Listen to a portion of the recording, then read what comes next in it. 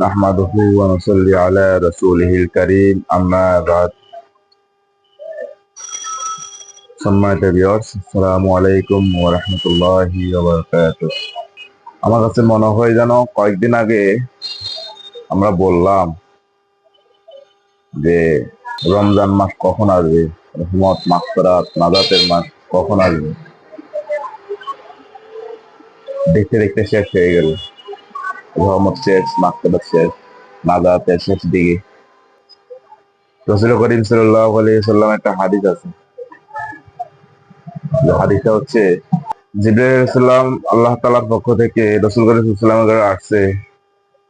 বললো, ইয়া রাসূলুল্লাহ, তিনটা কথা বলছে। তার মধ্যে একটা ছিল যে এই যে যে ব্যক্তি রমজান মাস পাওয়ার পরেও নিজেকে আত্মশুদ্ধি করতে পারলো না, আল্লাহর কাছে নিজেকে ক্ষমা চেয়ে নিতে পারলো না, তারপর আল্লাহ তাআলা লানত। রাসূল করিম সাল্লাল্লাহু আলাইহি ওয়াসাল্লাম বললেন, আমিন। তার মানে রাসূল করিম সাল্লাল্লাহু আলাইহি ওয়াসাল্লাম তাকে সেই কথাকে সম্মোধন করতে সম্মতি প্রকাশ করেছেন।